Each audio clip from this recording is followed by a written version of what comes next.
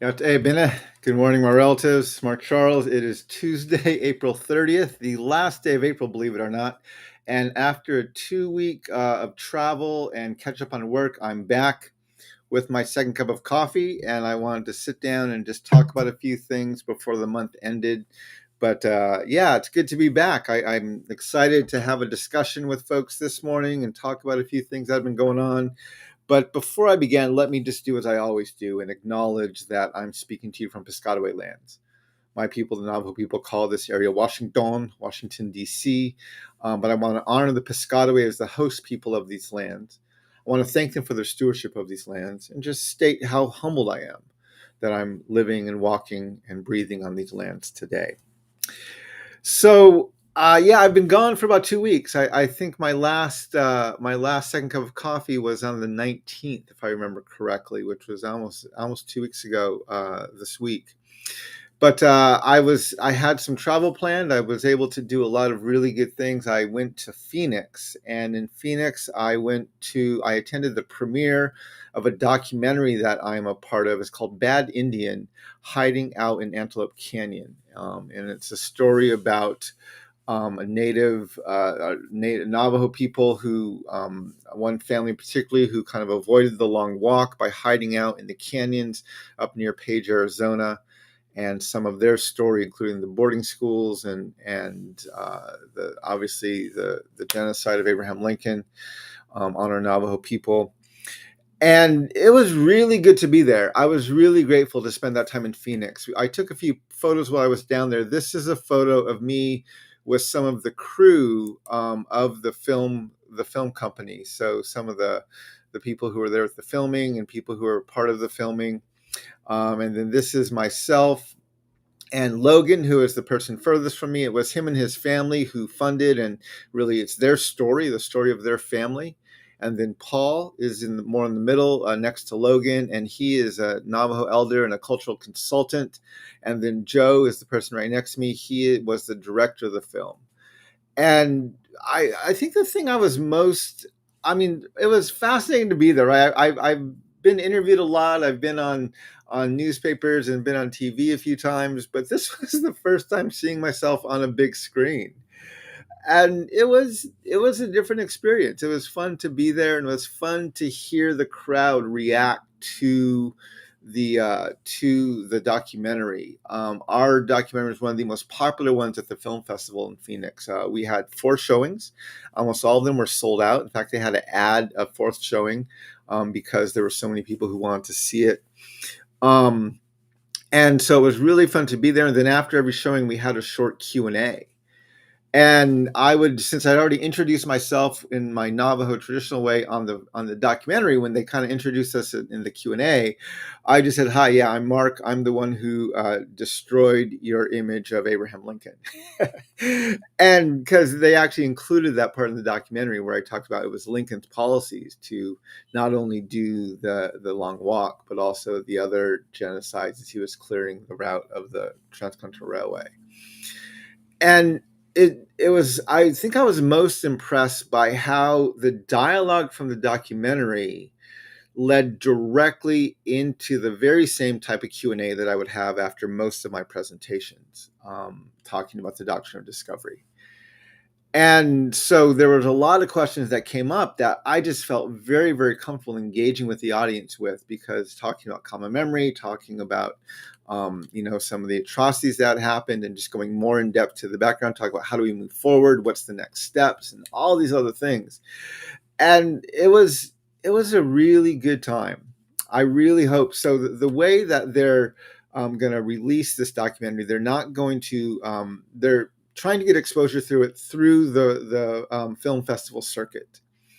And to be on the film festival circuit, you need to not release it publicly. You can't charge for it. You can't put it out in theaters. You can't have public showings of it. And so right now, there's no release date publicly for the film, but the documentary. But it has been entered into film festivals not only around the country, but I think even around the world. And I will definitely let you know as I hear more about the film festivals it will be in and the dates and times of those festivals. And then the goal is to get it onto a streaming platform, Netflix or Hulu or Apple or one of the other streaming platforms.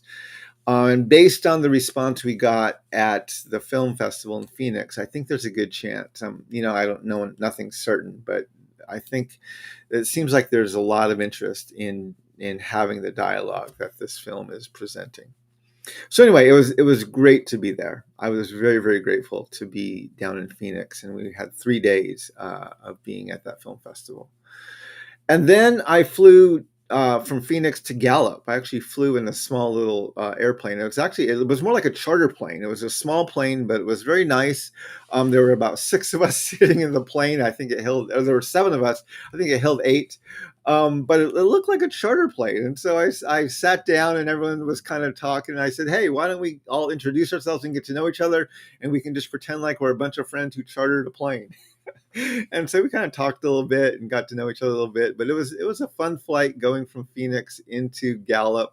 I've never flown into Gallup. This company just started flying into Gallup a year ago, and I'd never flown into Gallup before. So it was fun to see Gallup, New Mexico from the air. And I was there obviously for my father, who had hip surgery about 2 weeks ago, actually 2 weeks ago today. And so I was there, and my father's doing really well. He was up walking the day of the surgery. He was doing steps 4 days after the surgery. I think the hardest thing for him is he just has to sit still and let his leg rest and let the swelling go down and everything else. But he's actually doing really well. We spent 4 days in New Mexico at my cousin's house in Shiprock. And while I was there, I want to share some photos with you, because while I was there, I had a chance to do something I haven't done. I've wanted to do for a long time, and I've never done it before, which is I wanted to go out and take pictures of the Shiprock with the sun setting behind it. And so one evening, I think it was Wednesday evening, I went out. It was a clear day, and it looked like it was going to be a good sunset. There were a few clouds in the sky, and I drove about 20 miles. I found kind of an off-road area where I could sit and park and had a perfect view of the sunrise or the sunset, and the sun was setting right behind the Shiprock. And so I'll show you one of the earlier pictures I took when I first got there, where it's still kind of light, and you can see there's the Shiprock off in the distance. And then I took a few more as the sun was setting, and it kind of set just off behind it. And then I moved locations, and I started taking a few more shots and took some absolutely gorgeous shots of the Shiprock. It was incredibly beautiful. And I just kind of stood there and looked at this in amazement at how beautiful it was, how quiet it was, and how still it was. And I was just really, really grateful to be able to go out there. I took a lot of kind of more distant shots. Here it is. You can see that I watched this plane kind of fly overhead, streaming towards the horizon. You can see the cloud or the trail behind it. But yeah, it was. I took probably 60, 70, maybe 100 photos of the sunrise, of the sunset while I was there.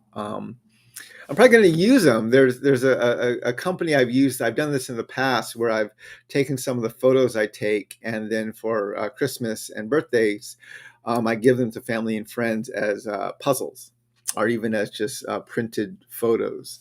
And I did that last Christmas. I gave my daughter a puzzle of one of the photos I had taken. The company I use, I think, is Vistaprint. And they allow you to do a lot of things printing wise, and doing things with photographs is one of them. So anyway, it was really fun to go out there and watch the sunset behind the Shiprock. And then I went up to Portland on Saturday a week ago.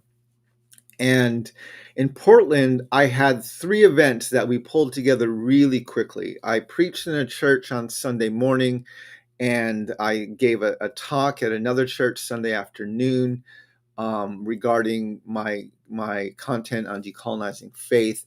But the reason I was there, the reason I went to Portland, was to do the first of my invite-only kind of test my content Lincoln events.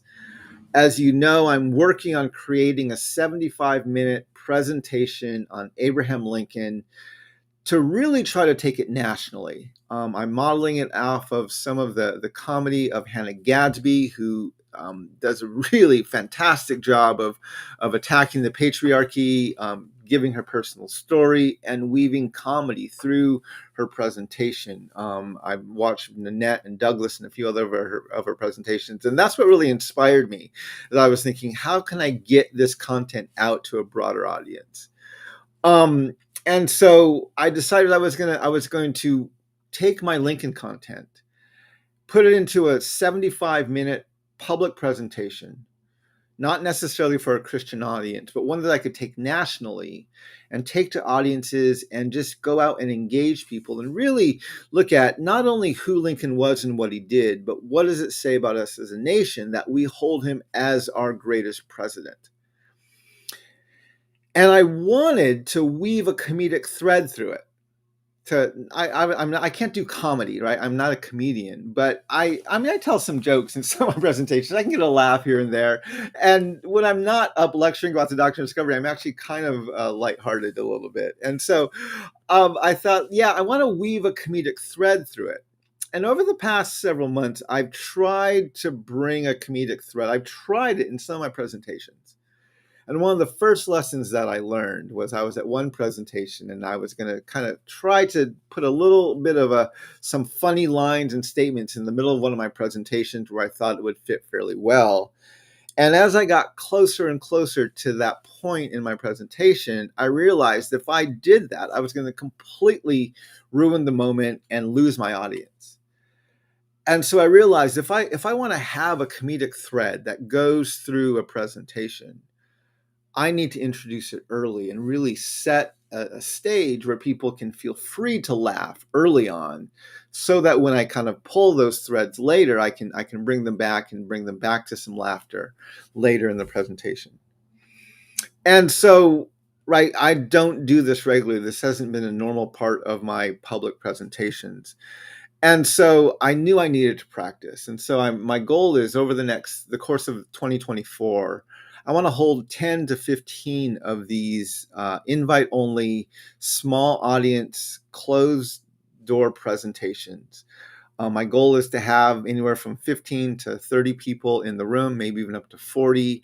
Half of the people who I invited and who I know, and then half are people who they brought with them, so that I can get feedback from both people who know me and people who don't know me, and give them the presentation, do a short Q&A, but then really get feedback on what was the presentation like, how did the comedy come off, and analyze it, rework it, and then try it again the next month.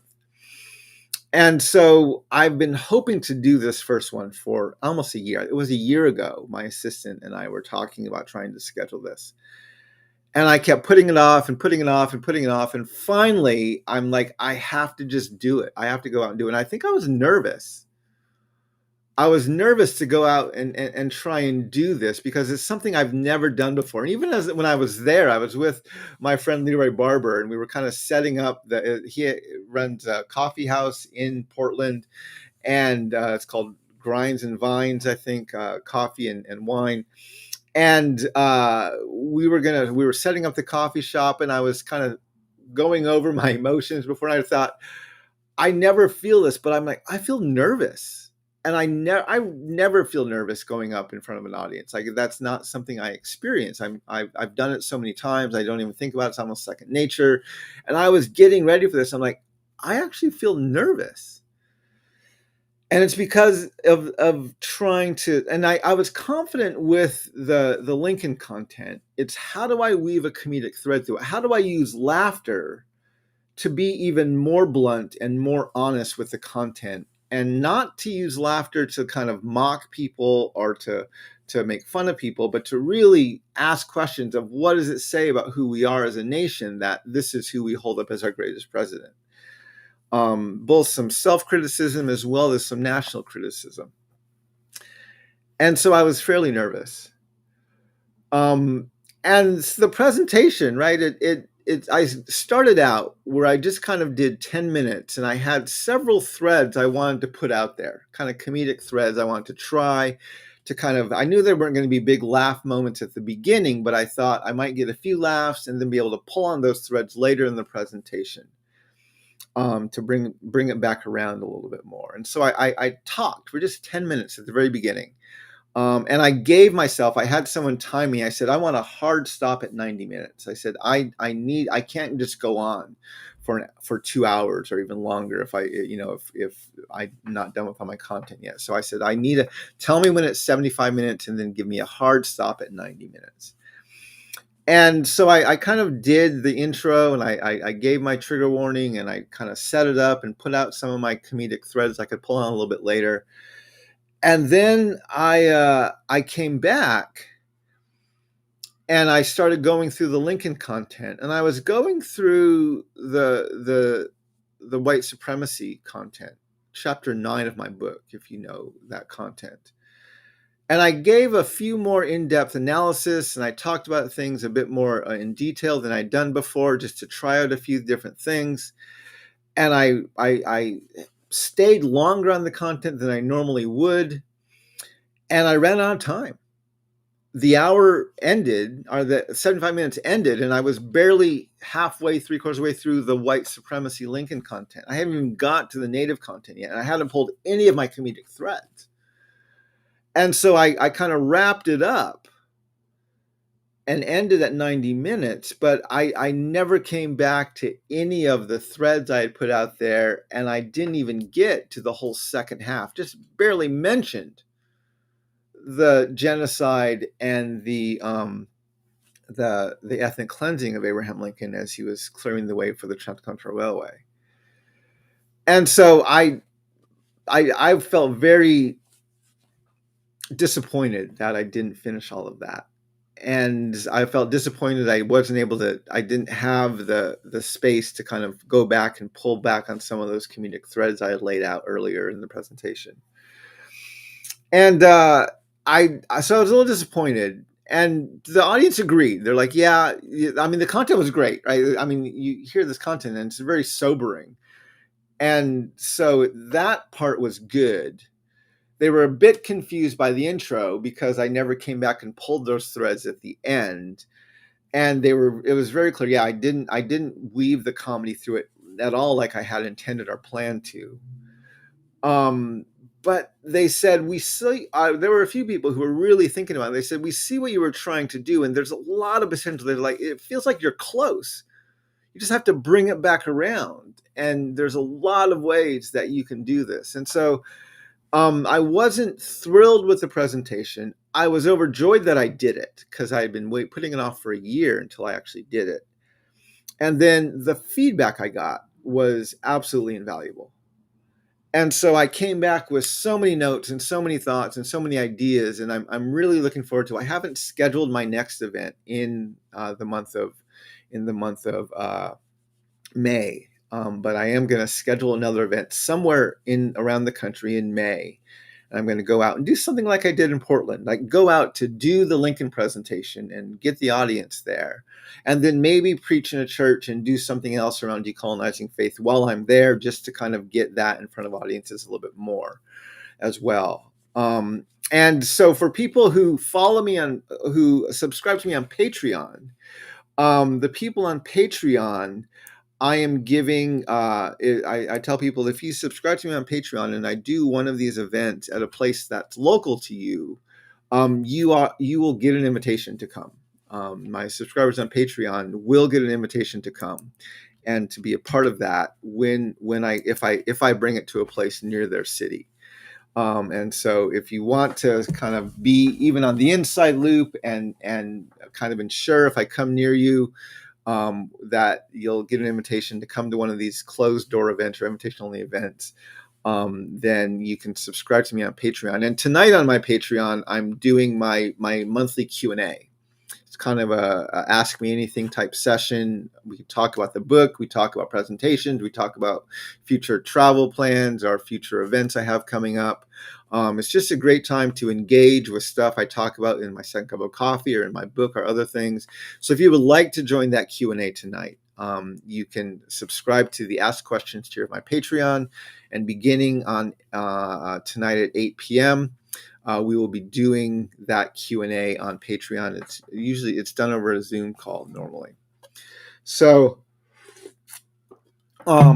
anyway, so those things went really well. And also while I was there, I want to share this with you because on the Sunday morning at the Grove Church, I preached the sermon I preached all over the country, which is the radical inclusivity from Acts 10.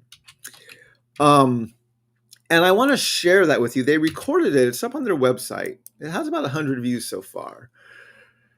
But I think this was one of the presentations I felt the best about. And I didn't feel good about the other ones I've done, but I feel like the more I give this sermon, the more I lay this out, the sharper it gets. And I remember finishing that one up and felt like, yeah, I felt really good about that. And I'm still getting feedback, even as recently as yesterday, from people who were there who were like, yeah, that was a really kind of paradigm shifting look at the Gospels and at Jesus and at the ministry of inclusivity that we see in the Gospels. And so if you'd like to watch that, I just put the link into the chat, and you can check that out there. The last thing I want to talk about, and I was thinking about some stuff I wanted to talk about today. And before I go any further, let me just see who's on with me. Philip, I see you're here. Yá'át'ééh, thanks for being here. Mr. Phil Fox, Yá'át'ééh, thanks for being here. It's good to have you and many others who are online. I see there's several other people who are on watching. Thank you all for joining me. I'm sorry I was offline for about 2 weeks, but I'm just kind of catching folks up on what's been going on. But anyway, tomorrow is the 1-year anniversary of my hip replacement surgery. And I had my hip replaced May 1st of last year. And I had developed arthritis in my hip over the COVID period. I began limping pretty significantly and tried ways to treat it. And eventually we ended up deciding to do the surgery. We had physical therapy, we had steroid shots and everything else, and nothing was working on my hip. So we did the surgery. And after I recovered from my surgery, it was actually in June that I really began a strong regimen of walking. And that's also when I got my Google Pixel Watch. And so I began tracking my walking. And over the past 10 months, I would guess I've lost close to 30 pounds since my surgery. When I got my watch, I was a little bit lighter because I had already been doing some walking as I was recovering already. And so, but since I got my watch, when I've been really tracking, I've lost 25 pounds. And I'm walking, I start out walking maybe between 7,000 to 9,000 steps a day, maybe 3 to 4.5 miles a day. And then I started walking maybe 10 to 1,200 steps, 10,000 to 12,000 steps a day, 5 to 6 miles a day. And in the last quarter, the last several months, I've been walking between 12,500 and sometimes up to 16,000, 17,000 steps a day. Almost 7 to 8 miles a day. I have an office near my house that I walk to. It's a mile there and a mile back. I come home for lunch. So just going to my office and coming back is 4 miles right there, not even all the other steps I'm doing. And then about 4 weeks ago, I started running. And I've never been a runner. I've always said the only time I want to run is if someone's chasing me or there's a basketball and a hoop in front of me, right? I'm not a runner. My brother was a runner. I have family members who are a runner. I have friends and relatives who are runners. I don't want to run unless, again, someone's chasing me or unless I have a basketball in my hand and a hoop in front of me. But this goes back to the book I was talking about a few months ago, the 5 a.m. Club, which is, again, it was a weird book, but it had a few tidbits of good pointers in there. And one of them reminded me of things I had learned as a Navajo man, which is you're supposed to get up and run every morning to the sunrise. I'd been watching the sunrise for 20 years, but I wasn't running. I wasn't breaking a sweat. And since then, talking to some of my elders, I've learned that, yeah, not only are you supposed to run towards the sunrise, but you're supposed to run yelling and screaming and laughing and making noise as you go towards the sunrise. And the thing the books suggested that reminded me of that is it said you should wake up and break a sweat first thing every morning. And so I decided to do that. I decided to break a sweat every morning. And I first started just doing my elliptical for 20 minutes and breaking a sweat. And it wasn't like a night and day drastic difference, but I was surprised at how much better I felt. I was surprised at how much more impulse control I had. And soon, right, treadmills are kind of boring. Even if you're watching a YouTube scenery video and listening to your headphones, treadmills are just kind of boring. And so about 3 weeks ago, I went for a run. And I ran about a 1.5 mile course, ran, walk, running about a mile in like quarter-mile segments to get myself back in shape and just to get exercising more. And again, I began to kind of get blown away at how well I felt after I finished running. And it was last week. It was last week, Thursday. And I even ran when I was on my trip. I didn't run every day, but in my hotel, I got up and I used the treadmill. If I was near a place where I could run out in the morning, I would go out and run. I even ran to greet the sunrise a few times while I was on my trip, because I was in some places where I could actually see the sunrise and see the horizon.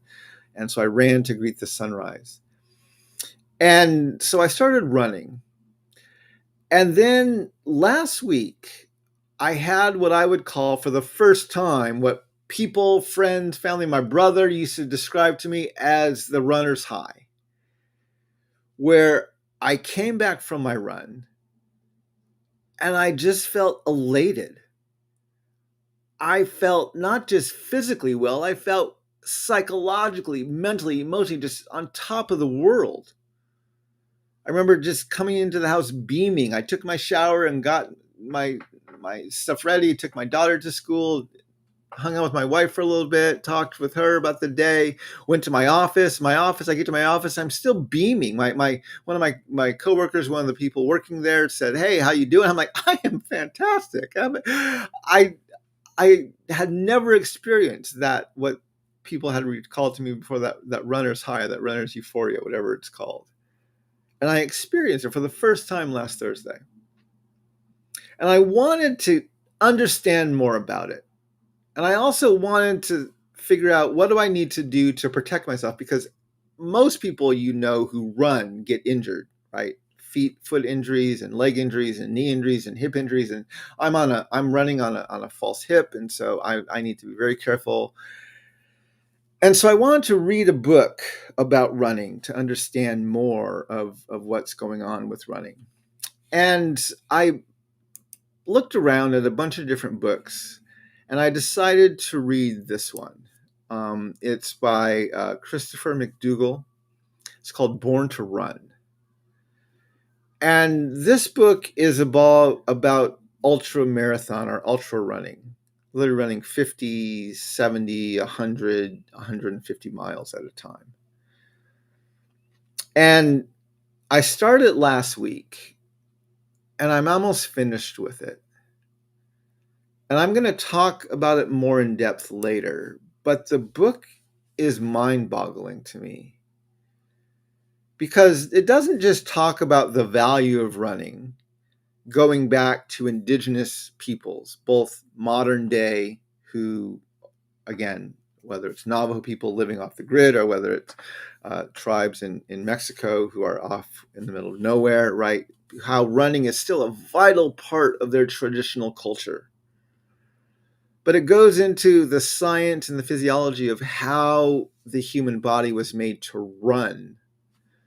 Not to run fast, right? We're not like cheetahs or horses or deer or antelope or rabbits, but to run far. and how our bodies are designed because of our sweat glands, which gives us the ability to cool ourselves while we're running.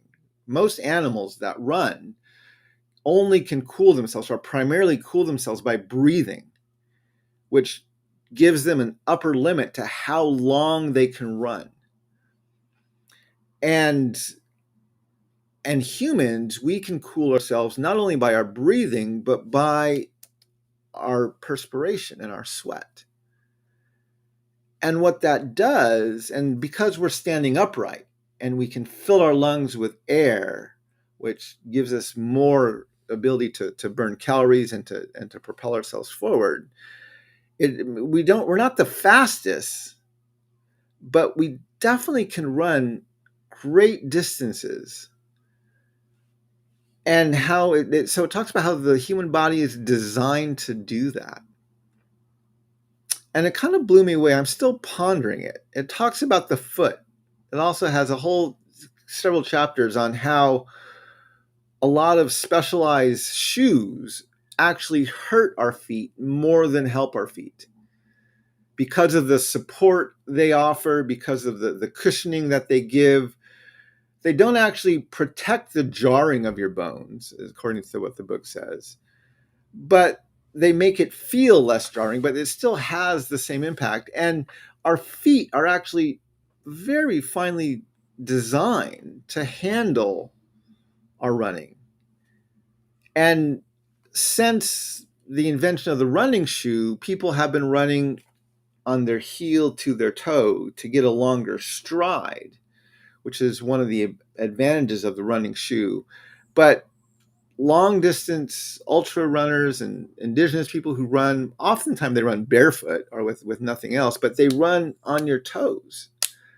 And that's where and so your steps don't go in front of you, they go beneath you, and then they propel you forward. Anyway, the book is mind-boggling. And I've again I've never been a runner, and I'm barely starting right now. But I'm finding, not only as I've been running now for about 3 weeks. I think I started about a week before I went on my trip. I was gone for 2 weeks. Now it's been a week, maybe 3 or 4 weeks I've been running now. And I'm in better shape than I've been in probably a few decades. But B, I'm feeling emotionally and even psychologically healthier.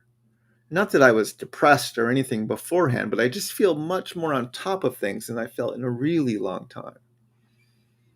And so I'm trying to think, how can I do this without burning myself out or hurting my body or destroying my feet? How can I do this in a way that's sustainable and I can keep it up for a while? So anyway, I'm going to be talking more about this book going into the future, Born to Run. And yeah, it's a fascinating book. If you haven't read it, I highly recommend it. And I say read it. Right, I'm listening to it on Audible. But it's a great book, and I'm definitely going to come back to it and share a few more thoughts about it, especially as I get more more experience with just running myself and getting into it. But already I'm really enjoying, and I still don't yet consider myself a runner, but I'm definitely seeing some incredible advantages to getting out, breaking a sweat, and running. And I don't want to be someone who's running out for hours at a time, right? I run for 20 minutes a morning. About a mile and a half is how far I go. And yeah, but I really am thrilled with what it's doing, both to my body as well as to my emotions and even to my mind. So anyway, those are just some things I wanted to share with you, my relatives. If you want to read more about that book, I'll send you to Christopher McDougall's site. I'll put the link here in the chat, and it's a good place to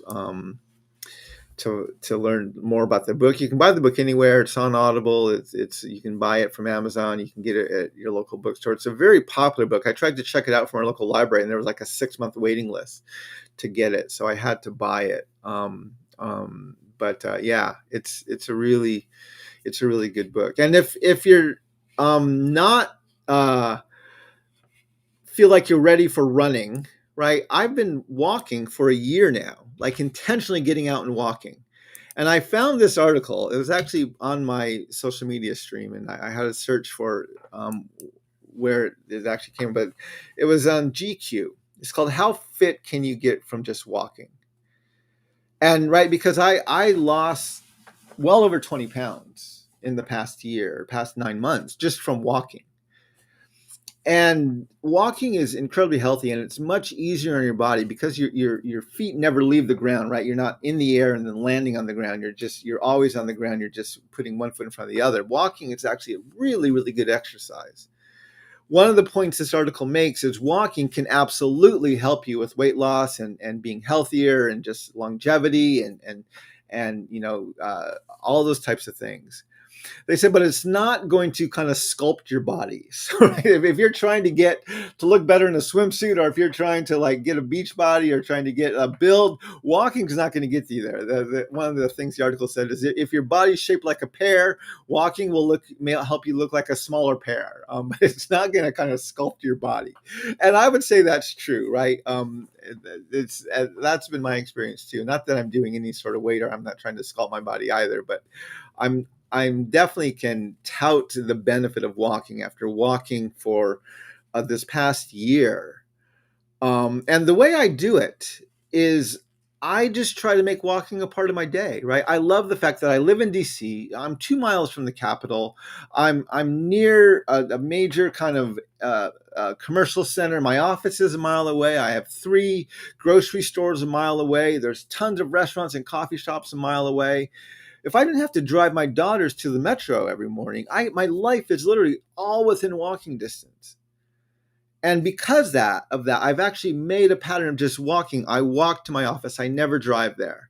I walk to the coffee shop. I don't drive there. I go to the grocery store, and I buy things in small amounts so I can carry them home.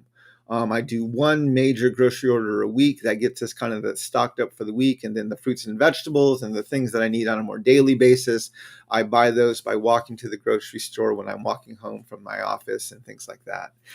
And because my goal was, right, if my exercise is going to be dependent upon me going to the gym and taking an hour or an hour and a half out of my day to exercise, it's not going to happen regularly. I have to just make my exercise a part of my day so that it's easier to do. And so, yeah, I still spend, I'm walking anywhere from 4 to, and I'm by not just walking around the house, but I'm walking outside anywhere from 4 to 6 miles a day. That's well over an hour of walking, but it's a part of what I need to do. I'm walking to my office. I'm walking to the grocery store. I'm walking to the coffee shop, and I'm walking home. And then in the evenings, I go for a walk with my daughters or with Rachel after she gets off work. And so it's just much easier to have that pattern, I found. And this isn't for everybody, than going out and saying, okay, I'm going to go to the gym now, and there I'm going to exercise. And so, yeah, I've tried to do that, but I found that just by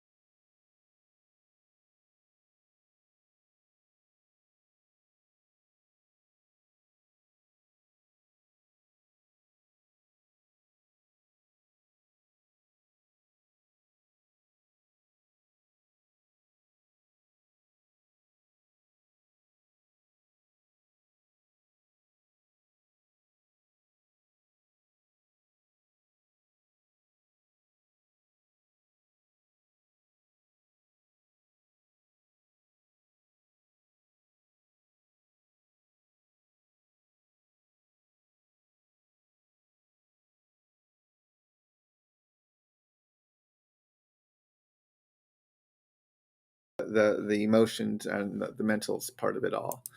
So anyway, yeah, I'm grateful that for there's your comment. I just able to get that up there, Kimberly. So thanks for joining. Yá'át'ééh, my relatives, thanks for being a part of this conversation today. Have a great day. Walk in beauty, and may we all learn how to walk in beauty together. Yá'át'ééh, and hook on that.